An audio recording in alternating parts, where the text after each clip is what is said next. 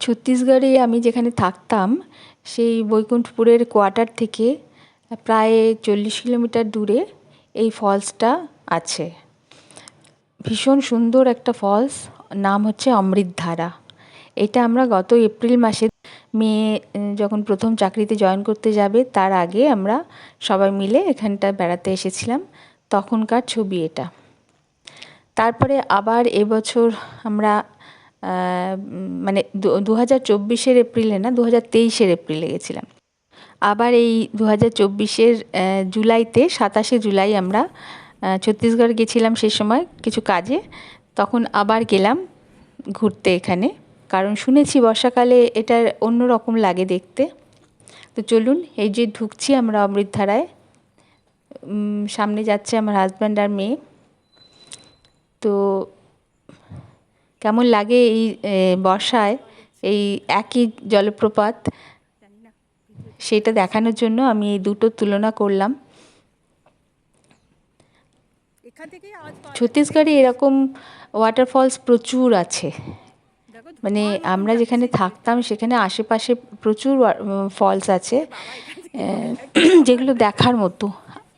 আমার বাড়ির অন্যদিকে একটা 25 কিলোমিটার দূরেও একটা খুব দারুণ জায়গা আছে, পাহাড়, ওয়াটারফল, নদী সব একসাথে সেই জায়গায়, সেখানে আমরা পিকনিক করতে যেতাম। তো এত সুন্দর জায়গায় আমরা থাকতাম, তো ওখান থেকে পশ্চিমবঙ্গে এসে একটু খারাপই লাগছে।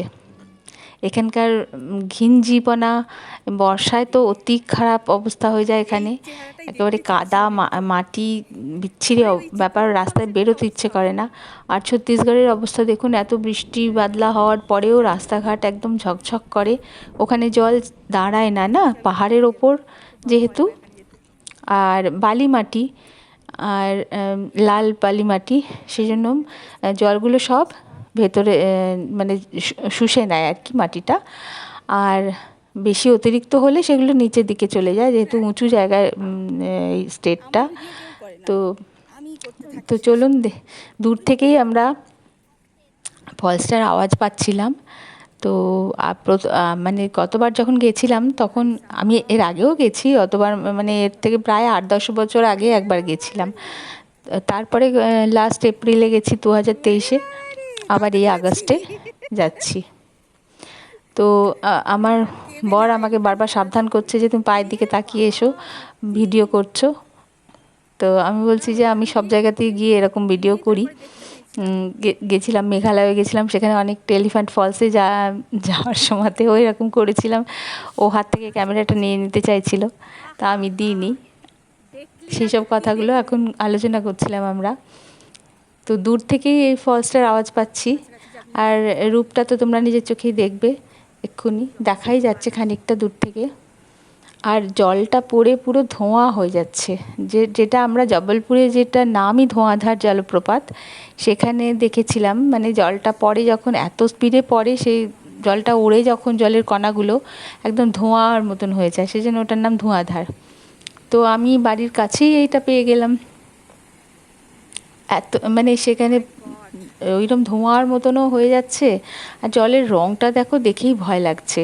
বর্ষায় যে কি বিকরাল রূপ হয় এই ফলসটার।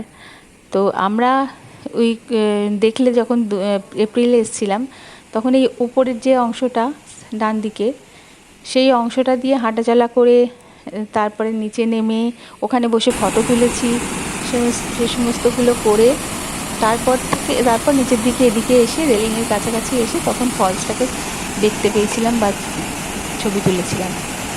আর এখন তো 1 মাইল দূর থেকেই এটার আওয়াজ পাওয়া যাচ্ছে, আর রূপটা তো দেখতেই পাচ্ছ। তো দুরকম রূপই দেখালাম, কেমন লাগলো আমাকে অবশ্যই জানাবে। আর যারা বেড়াতে ভালোবাসো, একবার অবশ্যই ঘুরে এসো, ছত্তিশগড়ে দেখার অনেক কিছু আছে। তো খুব ভালো লাগবে। আর ওখানকার প্রাকৃতিক সৌন্দর্য তো খুবই সুন্দর, আমি সব সময় বলি যে ওখানে এত সুন্দর আবহাওয়া। আমাদের কোনোদিন বিশেষ শরীর খারাপ হতো না বা এনার্জি লস হতো না ওখানে, আর এখানে এসে ঘুমিয়ে নিয়ে নানান রকম প্রবলেম শরীরে, অম্বল, গ্যাস, পশ্চিমবাংলায় এগুলো হচ্ছে নিত্যসঙ্গী।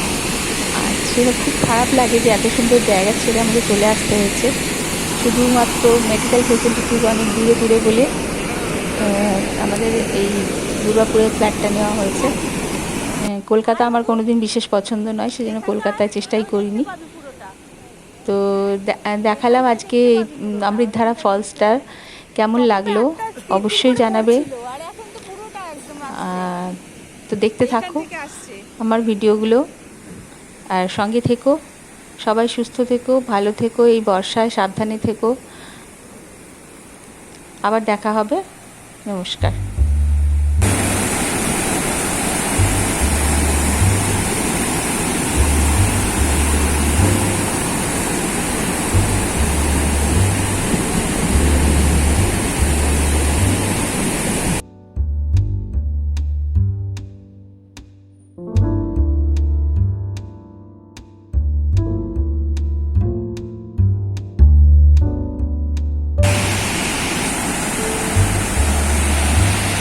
পুরো এটা সব শুকনো ছিল তখন।